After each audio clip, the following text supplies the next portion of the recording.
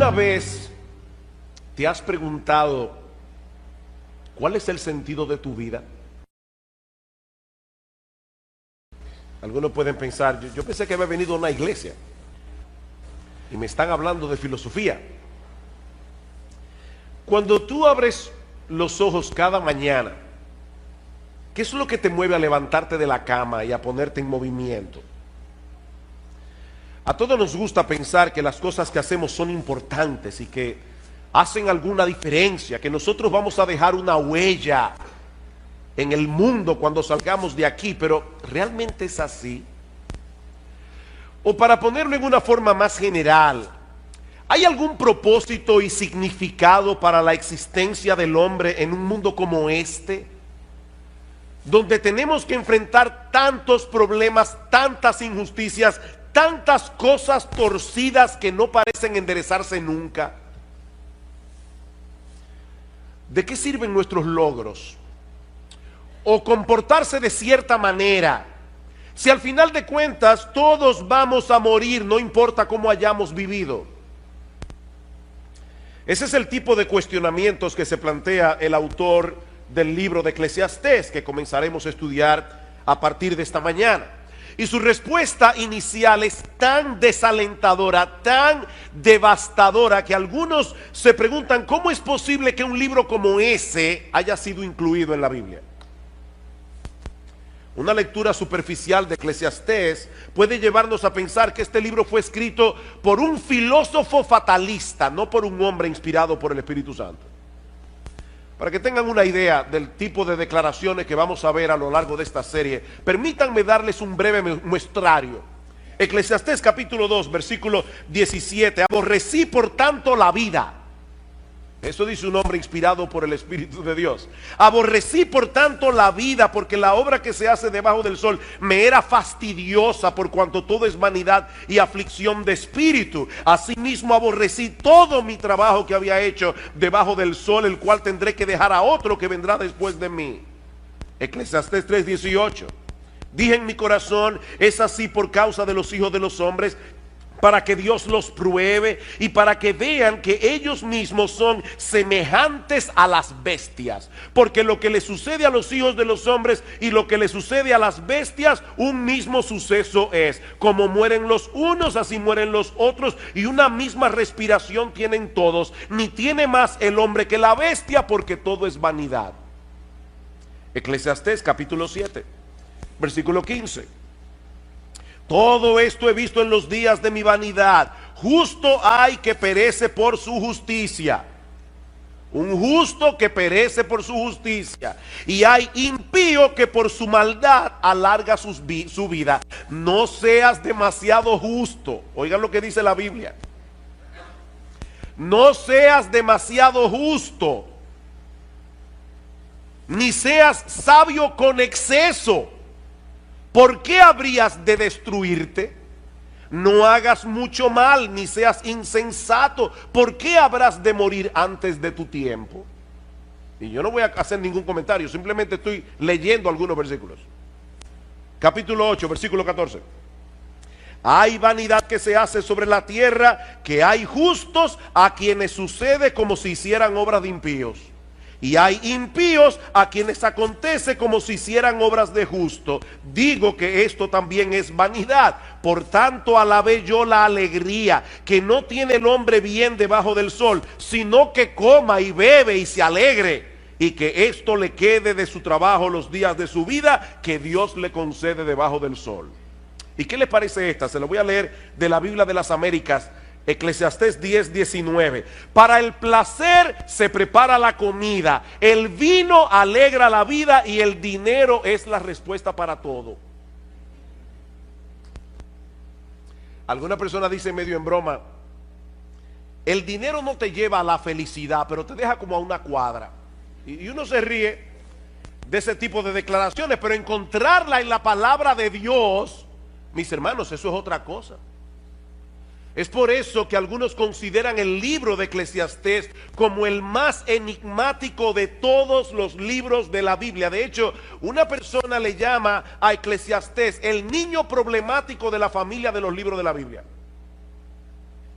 Sin embargo, como espero que nosotros veamos a lo largo de esta serie, este no solo es un libro fascinante, inspirado por el Espíritu de Dios, un libro que nos prepara para recibir el Evangelio de Jesucristo, sino que también es de gran ayuda para que los creyentes tengan una correcta perspectiva de la vida aquí y ahora. Lo que hace el autor de Eclesiastés, como veremos en un momento, es examinar la vida del hombre desde una perspectiva completamente secular, sin tomar en cuenta la existencia de Dios, para entonces mostrarnos que desde ese punto de vista la vida del hombre es completamente absurda. La vida del hombre no tiene ningún sentido. En la mañana de hoy yo quisiera introducir este libro de las Escrituras considerando básicamente tres cosas: su autor, su tema y su propósito. Eso es todo lo que vamos a ver en esta mañana. Veremos el autor de Eclesiastés, el tema de Eclesiastés y el propósito de Eclesiastés. Versículo 1, Eclesiastés capítulo 1, versículo 1. Palabras del predicador, hijo de David, rey en Jerusalén. Esta palabra que nuestras versiones de la Biblia traducen como predicador es la palabra hebrea Kohelet, un título que se le daba en aquellos días a un orador oficial que tenía la autoridad para convocar una asamblea y para enseñar a una asamblea. De hecho, la palabra griega para asamblea es la palabra griega eclesia, de donde proviene nuestra palabra iglesia y de donde proviene también el título de este libro, Eclesiastés, o el predicador. Algunos traducen esta palabra como el maestro, otros como el filósofo. Hay otros que prefieren dejarla sin traducción y de llamarle a este individuo simplemente el Kohelet, pero la traducción de nuestras versiones sigue siendo una de las mejores: el predicador. Ahora bien, ¿quién es este predicador que se atribuye la autoría de este libro? Bueno, su nombre no se menciona en ninguna parte de Eclesiastés, pero todo luce indicar que se trata del rey Salomón. En el versículo 1 se refiere a sí mismo como hijo de David, rey de Jerusalén, y más adelante en el versículo 12 nos dice que él fue rey sobre todo Israel. Mis hermanos, ¿quién fue el único hijo de David que pudo reinar sobre toda la nación de Israel? Únicamente Salomón, porque en los días de Roboam, el hijo de Salomón, el reino se dividió en dos. Así que todo luce indicar que este predicador no es otro que el rey Salomón, aparte de que las experiencias que él comparte en el libro encajan perfectamente en lo que nosotros conocemos en la Biblia del rey Salomón. Como ustedes recordarán, al principio de su reinado el Señor se le apareció a Salomón y le dijo: pídeme lo que tú quieras. Y Salomón le pidió un corazón entendido para juzgar a tu pueblo y para discernir entre lo bueno y lo malo. Él pudo haber pedido muchas cosas, pero lo que le pidió a Dios fue sabiduría. Y dice en el versículo 10: y agradó delante del Señor, Primera de Reyes 3, que Salomón pidiese esto. Y le dijo Dios: porque has demandado esto y no pediste para ti muchos días, ni pediste para ti riquezas, ni pediste la vida de tus enemigos, he aquí que te he dado corazón sabio y entendido, tanto que no ha habido antes de ti otro como tú, ni después de ti se levantará otro como tú. Y aún también te he dado las cosas que no pediste, riquezas, gloria, de tal manera que entre los reyes no haya ninguno como tú en todos tus días. Y si anduvieres en mis caminos, guardando mis estatutos y mis mandamientos como David tu padre, yo alargaré tus días. Lamentablemente, Salomón no permaneció siendo fiel a Dios. Dice en el primer libro de Reyes, en el capítulo 11, que sus muchas mujeres desviaron su corazón hacia la idolatría. Salomón llegó a tener 300 esposas y 700 concubinas, un harén de 1000 mujeres. Por supuesto, la idolatría tiene consecuencias, y la vida de Salomón se volvió un total desastre. Y aunque nosotros no tenemos constancia de que Salomón se haya arrepentido y haya vuelto a los caminos del Señor, el libro de Eclesiastés parece ser su testimonio de arrepentimiento. Al final de su vida, Salomón quiso compartir las lecciones que aprendió de mala manera durante su tiempo de apostasía. ¿Y cuál es el tema de este libro? Versículos 2 y 3. Vanidad de vanidades, dijo el predicador, vanidad de vanidades, todo es vanidad. ¿Qué provecho tiene el hombre de todo su trabajo con que se afana debajo del sol? Y hermanos, esta es una frase clave que se repite 29 veces en todo el libro. Lo que Salomón quiere hacernos ver es que si la existencia humana se limita al aquí, al ahora, si no tomamos en cuenta lo que ocurre del otro lado del sol, cuando partamos de este mundo a la presencia del Señor, entonces nada de esta vida tiene sentido.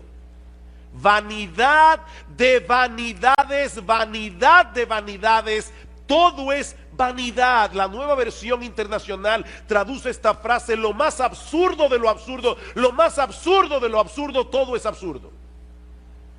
Y aún otro lo traduce: frustración de frustraciones, todo es frustración. La palabra vanidad también se repite una y otra vez en el libro de Eclesiastés, 38 veces en total, y se refiere a algo que no tiene sustancia, algo inútil, algo sin valor. Mi amigo, si tú dejas a Dios y a la eternidad fuera de la ecuación, lo que te queda es una vida vacía, sin propósito y sumamente frustrante. Salomón parece estar sacando balance aquí. Al final de su vida, de todas las cosas que él tuvo la oportunidad de experimentar, cuando Dios dejó de ser relevante para él, y el resultado final fue menos que nada. Vanidad de vanidades. Los judíos empleaban ese tipo de expresiones cuando querían enfatizar una idea, como cuando nosotros decimos rey de reyes. Él es el rey que está por encima de todos los reyes, o cantar de los cantares. Es el cantar más extraordinario, es el cantar que está por encima de todos los cantares. Bueno, lo que Salomón nos está diciendo aquí es que no hay una cosa más vana que una vida sin Dios. Eso es lo más vano, ya más vano no se puede ser. Esa es la vanidad de las vanidades. Y lo repite 2 veces: vanidad de vanidades, vanidad de vanidades. Y por si todavía alguien no entendió la fortaleza de su idea, concluye diciendo: todo es vanidad. Todo es vanidad. Eso sería la existencia humana si todo lo que tuviéramos fuera esta vida. Venimos de la nada. Somos el producto de un accidente sin propósito. Nos dirigimos inevitablemente a convertirnos otra vez en nada. Y entre una nada y otra nada, nosotros tenemos que estar viviendo en este mundo lleno de dificultades, lleno de problemas, donde los momentos de felicidad son muy escasos y muy transitorios. Por eso alguien decía que antes de preguntar si hay vida después de la vida, habría que preguntar si hay vida ahora. No después de la vida, es si hay vida ahora. Un día viene, otro día va, muy similar al anterior, y después de muchos días, la muerte. La pregunta es: ¿para qué afanarse tanto? Si al final de cuentas todos terminamos con las manos vacías. Versículo 3: ¿qué provecho tiene el hombre de todo su trabajo con que se afana debajo del sol? ¿Cuál es tu ganancia? Bueno, mire, yo me conformo con dejar un legado a las generaciones futuras. Genial. Pero ¿de qué te sirve eso a ti? Decía el cineasta Woody Allen: yo no quiero alcanzar la inmortalidad a través de mi obra. Yo quiero alcanzarla no muriéndome. El problema es que no tenemos esa alternativa.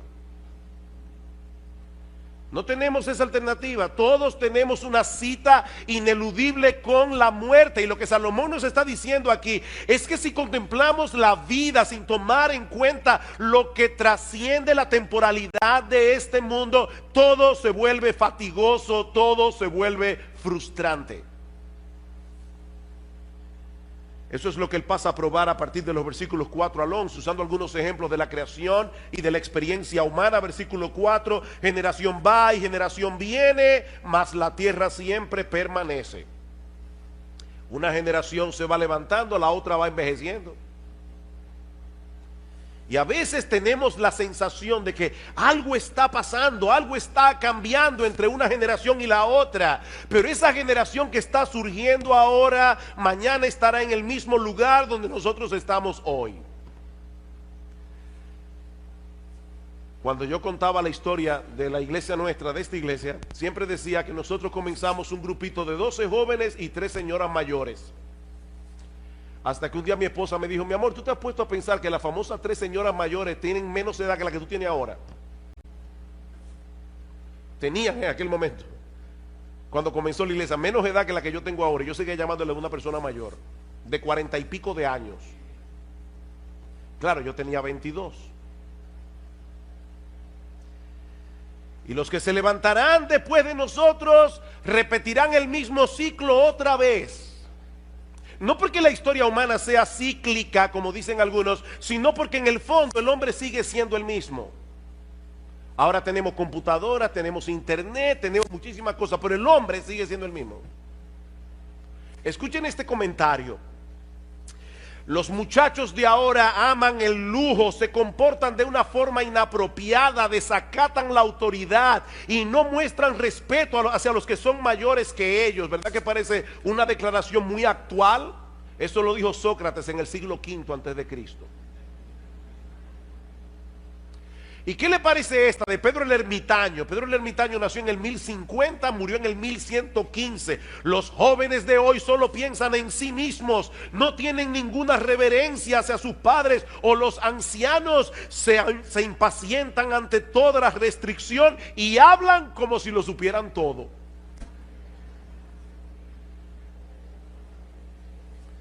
Ustedes ven el punto. La historia está en movimiento, pero nada cambia en realidad. Nada cambia. Es lo mismo que nosotros vemos en los procesos de la naturaleza. A pesar de la diversidad y los cambios que nosotros vemos a nuestro alrededor, la naturaleza es sorprendentemente uniforme en su funcionamiento. De hecho, eso es lo que permite que hagamos ciencia. Los científicos pueden evaluar los procesos de la naturaleza porque todo se repite una y otra vez. Versículo 5: sale el sol, se pone el sol, se apresura a volver al lugar de donde se levanta, el viento tira hacia el sur y rodea el norte, va girando de continuo y a sus giros vuelve el viento de nuevo. Los ríos todos van al mar y el mar no se llena. Al lugar de donde los ríos vinieron, allí vuelven para correr de nuevo. El sol salió esta mañana, se va a poner esta tarde, así será mañana y pasado mañana y dentro de 10 meses y dentro de 100 años. La misma rutina. Y lo mismo ocurre con el viento. El viento se mueve constantemente en una serie de circuitos que nosotros no podemos entender del todo y que tampoco cambiará con el paso de los siglos. El mismo circuito. Todos los ríos desembocan en el mar, pero el mar nunca se llena. Y al lugar de donde los ríos vinieron, allí vuelven para correr de nuevo. La misma cosa una y otra vez. Y esa monotonía de la naturaleza no es otra cosa que un reflejo de la monotonía de la vida humana. En ciencia política hay un principio que se conoce como el gatopardismo. Una novela que se llamó El gato pardo, donde apareció esta frase memorable: si queremos que todo siga como está, necesitamos que todo cambie. ¿Cómo así? Bueno, lo que este principio establece es que los políticos tienen que iniciar constantemente algo que se parezca una transformación revolucionaria, pero dejando en realidad las mismas estructuras de poder, de manera que todo cambia, pero nada cambia. ¿O no es así? Eso es el gatopardismo. Todo cambia, pero nada cambia. Eso es básicamente lo que Salomón nos está diciendo en Eclesiastés. Lo que nosotros vemos en los procesos naturales es lo mismo que ocurre en la experiencia del hombre. Versículo 8: todas las cosas son fatigosas más de lo que el hombre puede expresar. Nunca se sacia el ojo de ver ni el oído de oír. Eso fue cierto en los días de Salomón, lo es en el día de hoy. En la historia de la civilización, el hombre nunca había tenido a su alcance tantas posibilidades de ver y oír cosas diferentes. Hace 200 años, si usted quería escuchar música tocada por una orquesta, usted tenía que ir a donde la orquesta estaba. Ese era un lujo que muy pocas personas podían darse. Hoy día cualquier muchacho tiene a su alcance un montón de dispositivos, de programas, de aplicaciones que le permiten ver y escuchar lo que quiera y cuando lo quiera.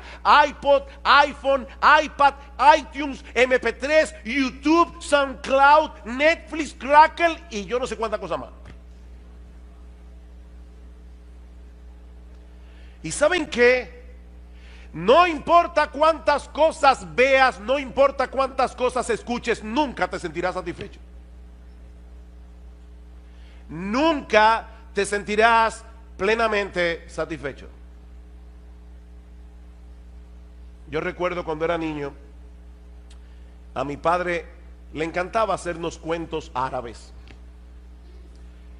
Y yo recuerdo uno en particular donde había un rey que le ofreció la mitad de su reino a cualquier persona que pudiera llevarle algo que fuera más pesado que lo que él tenía en su mano. Y las personas comenzaron a traer cosas pesadas, lingotes de oro cada vez más pesadas, y siempre lo que el rey tenía en la mano pesaba más.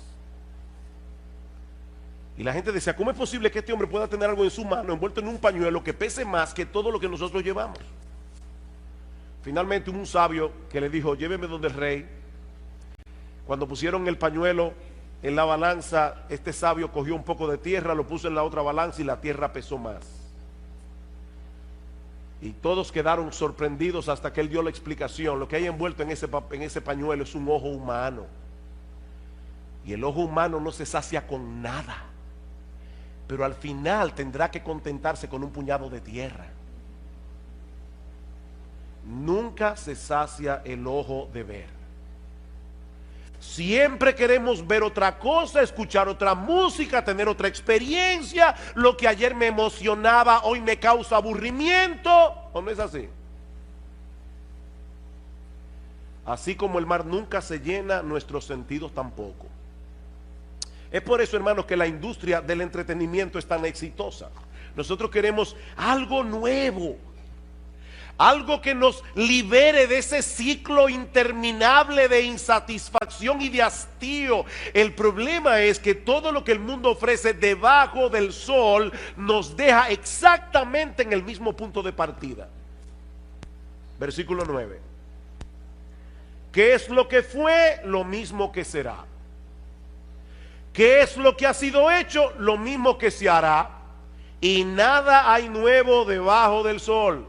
¿Hay algo de lo que se puede decir, he aquí esto es nuevo? No, ya fue en los siglos que nos han precedido.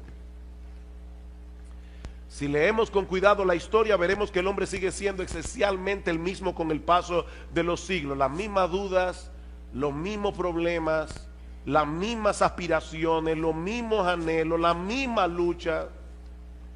Lo que parece novedoso no es más que un pasado que ya se olvidó. Decía el periodista Malcolm Muggeridge, todas las nuevas noticias son viejas noticias ocurriendo a nuevas personas. ¿Escucharon eso? Todas las nuevas noticias son las viejas noticias ocurriéndole a nuevas personas. Versículo 11. No hay memoria de lo que precedió, ni tampoco de lo que sucederá. Habrá memoria en los que serán después. En otras palabras, la gente suele de sufrir de amnesia histórica. La gente suele sufrir de amnesia histórica.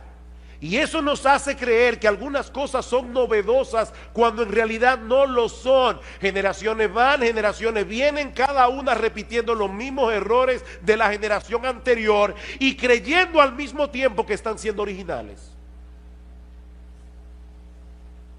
La vida debajo del sol es fatigosa, repetitiva, monótona, hastiante.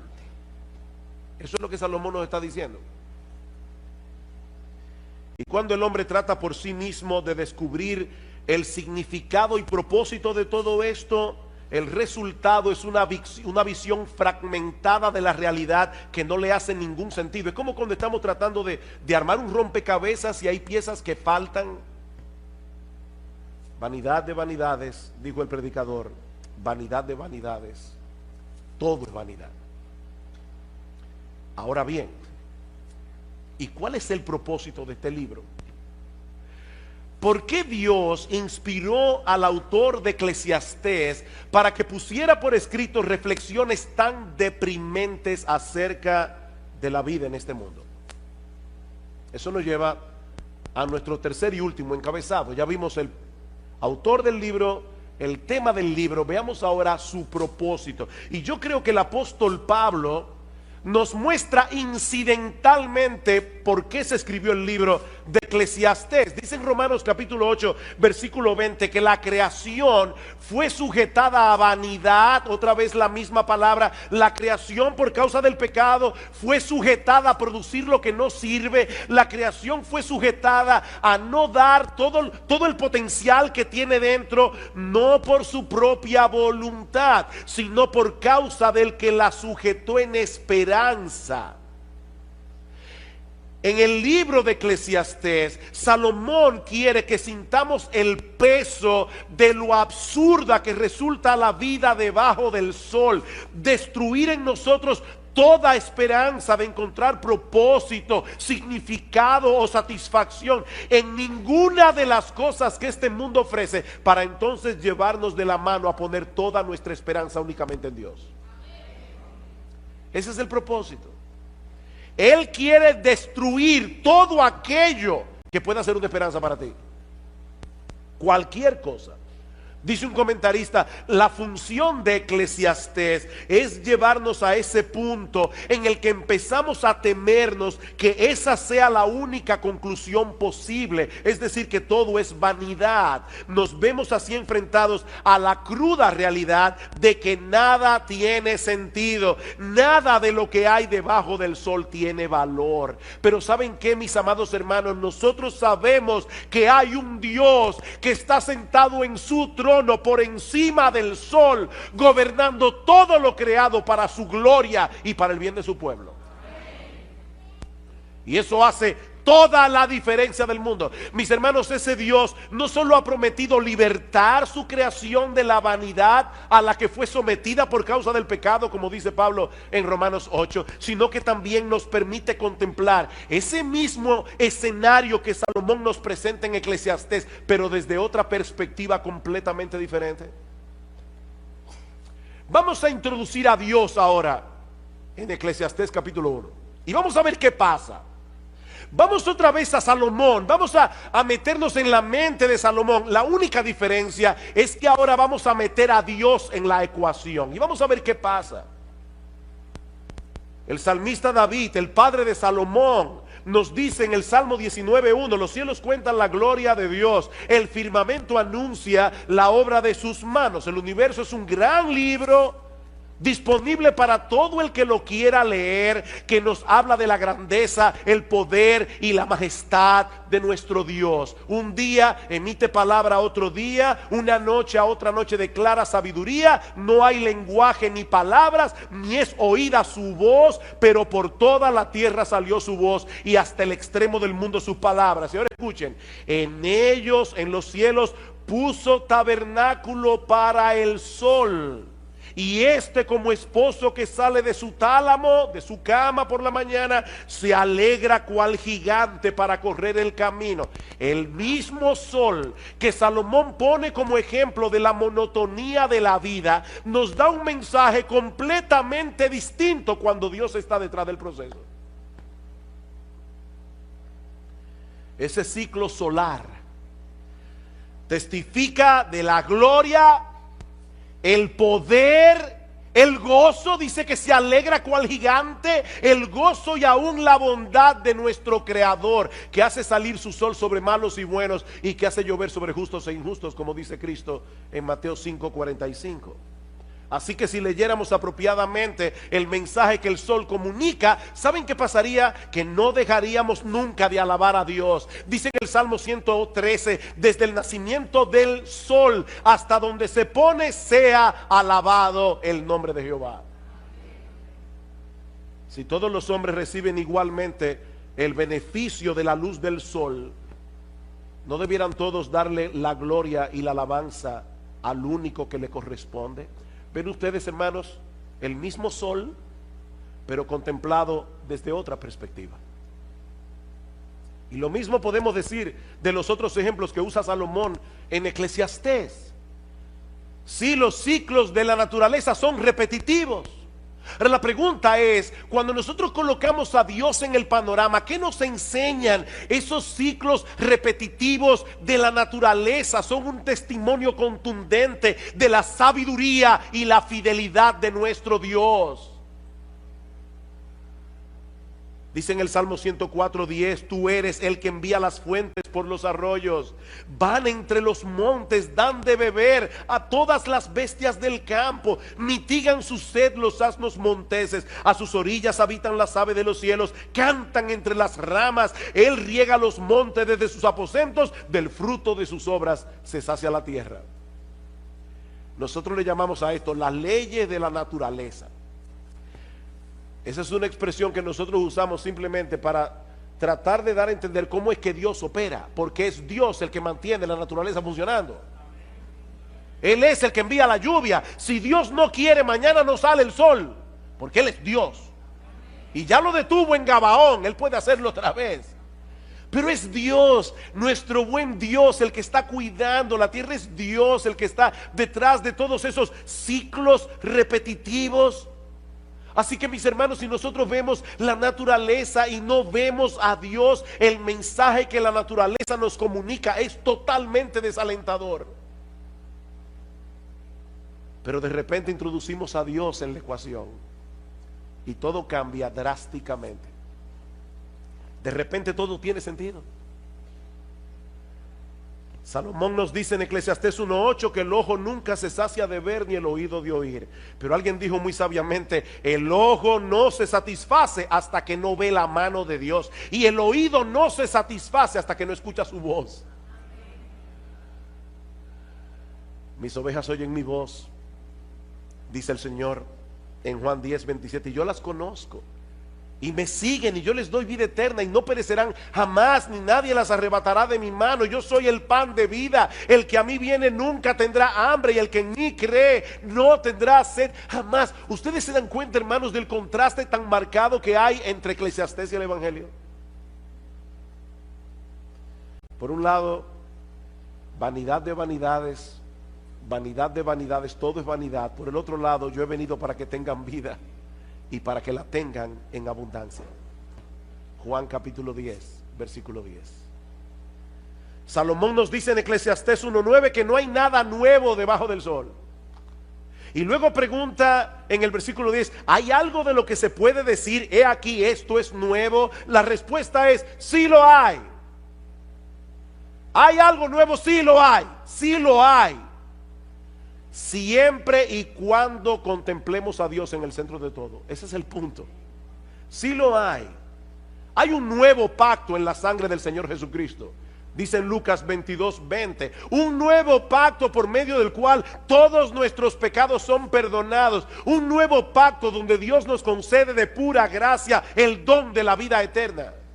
Sí hay algo nuevo. Dice en Ezequiel capítulo 36 que Dios promete darnos un nuevo corazón, para que podamos reverenciarle como es debido, para que podamos obedecer sus mandamientos. Dice en 2 Corintios 5:17 que si alguno está en Cristo, nueva criatura es.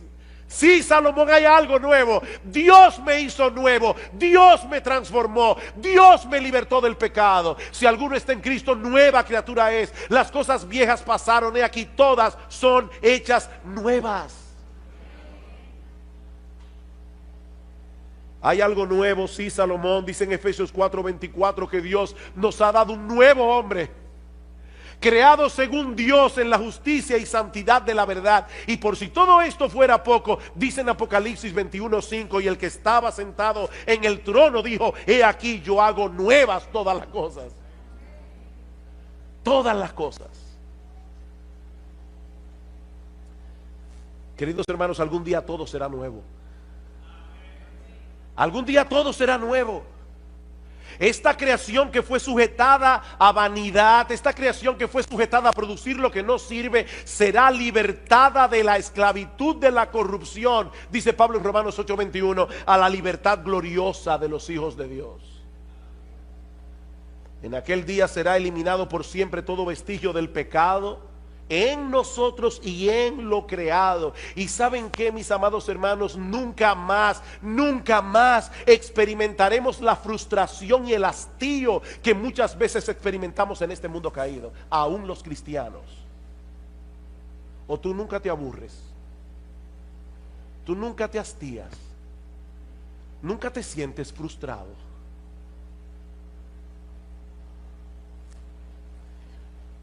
Mi hermano, déjame hacerte una pregunta. ¿Cuál es la perspectiva con la que tú usualmente contemplas la vida? ¿Te colocas en la posición de aquellos que viven sin esperanza y sin Dios en el mundo? A veces yo escucho a los creyentes con tantas quejas, que uno se pregunta: ¿dónde está Dios? ¿Dónde está Dios? ¿Cuál es tu perspectiva de la vida, mi hermano? ¿Eres tú de aquellos que, aún siendo cristiano, redimido por la sangre del Cordero, contemplan la vida desde la perspectiva de aquellos que viven sin esperanza y sin Dios?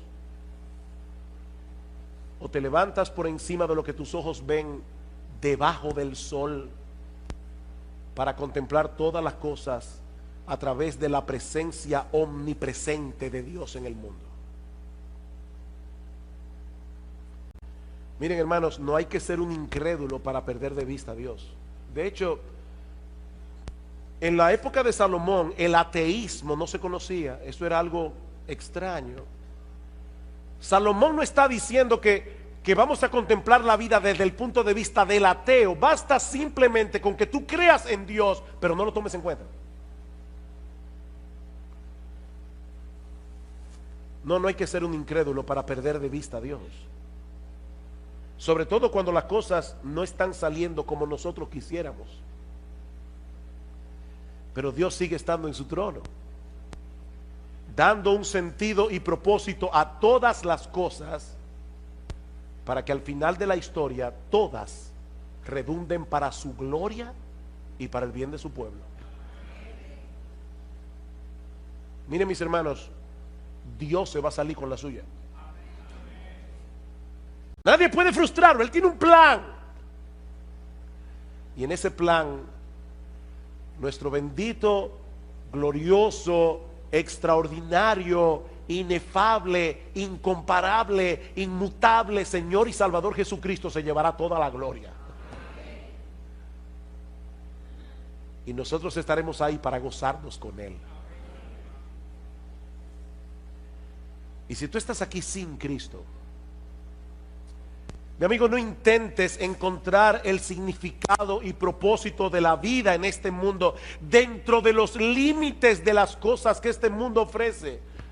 Como dice Agustín de Hipona, Dios nos hizo para Él, y nuestra alma solo encontrará descanso cuando lo encuentre en Él. No hay alternativa. En tu corazón hay un hueco del tamaño de Dios que solamente Dios puede llenar. Mi amigo, fuera de Cristo todo es absurdo, y lo que es 1000 veces peor, fuera de Cristo solo obtendrás de Dios condenación y juicio por causa de tus pecados.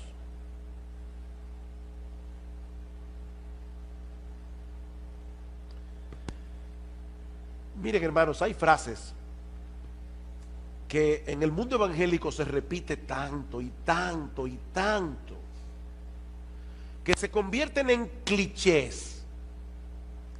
Y nosotros dejamos de percibir la verdad que hay detrás de esas frases que se repiten una y otra vez. ¿Recuerdan ustedes cuando estábamos predicando de Colosenses y decíamos que hay una fórmula matemática en Colosenses? Cristo más nada es igual a todo. Decía una poetisa cristiana: si yo no tuviera nada excepto a Cristo, lo tendría todo como quiera. Eso no es un cliché, eso es una gran verdad. Cristo es el todo en todos. Es Cristo, es Cristo, es Cristo. Mis hermanos, mis amigos que están aquí, el significado de la vida, el propósito de nuestra existencia, todo gira en torno a Él. Él es el centro.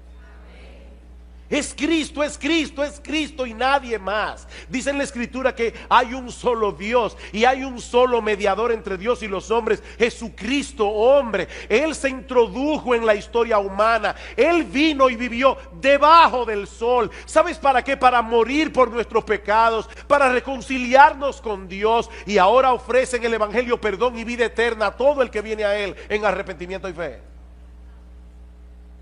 Es Cristo y solo Cristo. Mi amigo, no te vayas de este lugar sin arreglar tus cuentas con Dios a través de Cristo, porque su gracia sigue estando disponible para todo aquel que cree. Él es un Dios de gracia y Él te ofrece hoy su gracia para que dejes de vivir la vida absurda que estás viviendo y por primera vez en tu vida, por primera vez en tu vida, comiences a vivir realmente. Yo he venido para que tengan vida.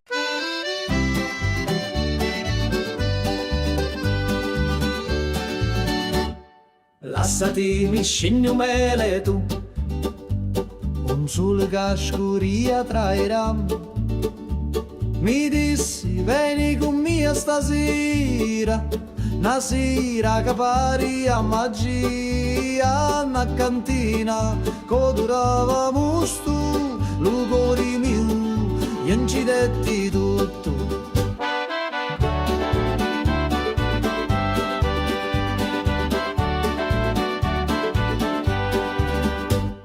Gira chiagnina lenta e sorda, e giro frasso che canta ancora, che non è vino rosso come fuoco, ambivio frasso, scordavo loco, manichini, dove speranza, da sta terra tutto danza.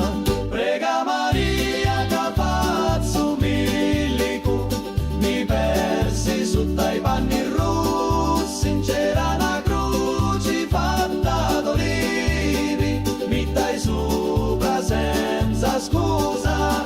Prega Maria, non sa ciucciù, se era morio era tabù.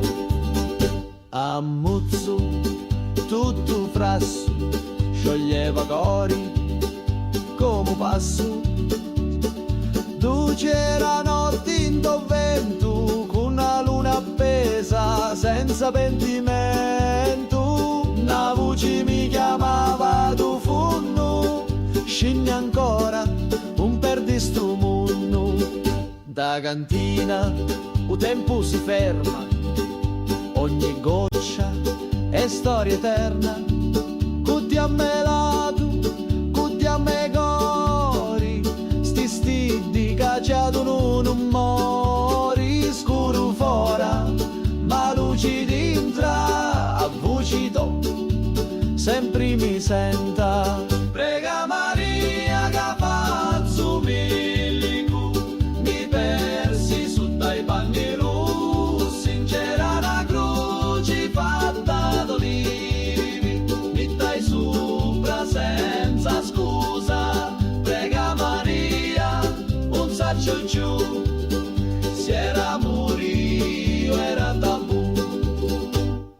Lasciati mi scegli mele tu, ogni volta, ogni giornata, a ti attorno in ta cantina, con vino speranza e una picca rovina.